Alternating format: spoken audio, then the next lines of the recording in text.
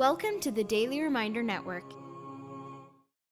Never ever underestimate the power of Allah. You know, there was a sheikh who mentioned this in Saudi Arabia, and there was a doctor that visited him from Pakistan and told him a story that happened to him. So he says, what happened to me? He says, the doctor who's speaking is a top neurologist, one of the top doctors in Pakistan, or, you know, a very, very good doctor, very hard to meet. It's said that perhaps you would have to wait months on end before you can get an appointment to see him. So what happened is, he says, I was flying from one city to another, a very busy man, flying quite often within the country and perhaps even outside. And he says, suddenly the clouds built up. Huge clouds, and the lightning started striking, and it started pouring, and there was lots of turbulence, and one of the engines was struck and it was damaged. So we had to land. And so what happened is, the landing was at a nearby little airport or a little strip and so on.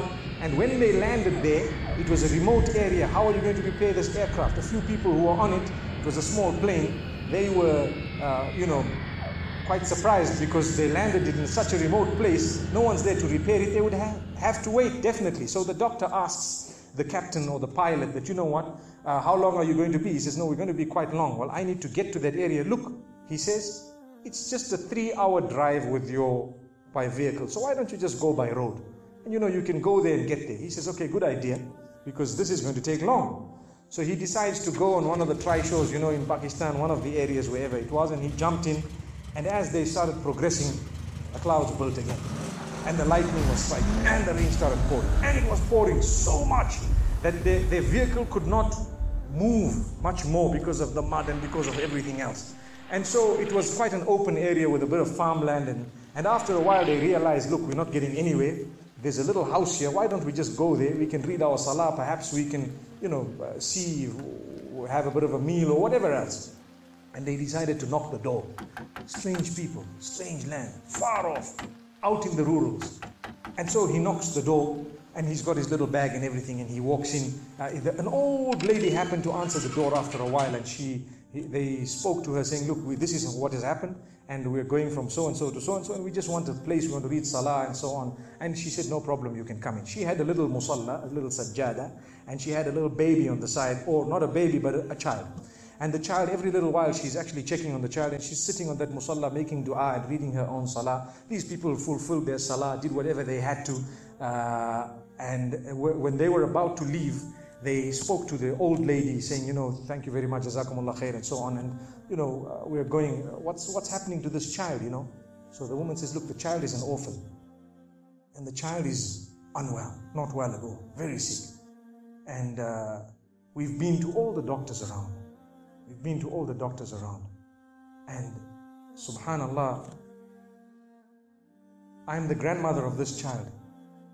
The doctors have told us that there is only one specialist around who can help this child. And we tried to make an appointment, but they asked us to come 6 months later. And it's far away. I've been making dua to Allah ever since that day. Ya Allah, make it easy for us. Child is sick. Make it easy for us, Ya Allah. So the man says, what's the name of that specialist? So the granny says, it's Dr. Ishan. Immediately this doctor burst into tears. Straight away, he burst into tears. Why are you crying? Your dua has just been accepted. For your dua, the thunder came, the lightning came, the engine struck, we came down, we came on the road, the rain came again and stopped us and so on. And do you know what? The rain only stopped after the question was asked. Now it happened. And now the woman starts crying. SubhanAllah.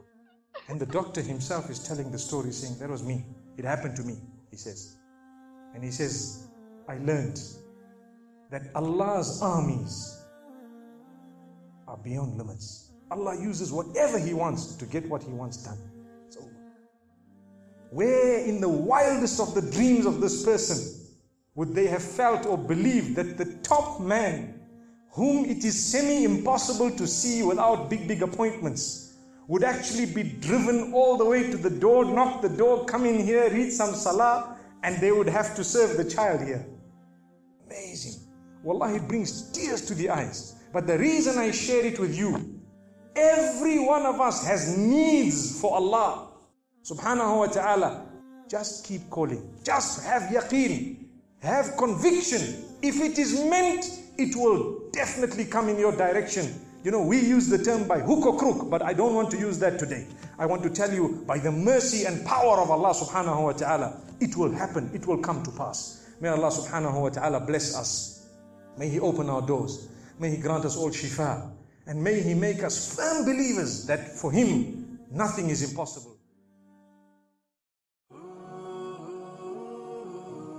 Donate now. Go to thedailyreminder.org/donate and stay updated by joining our network's social links.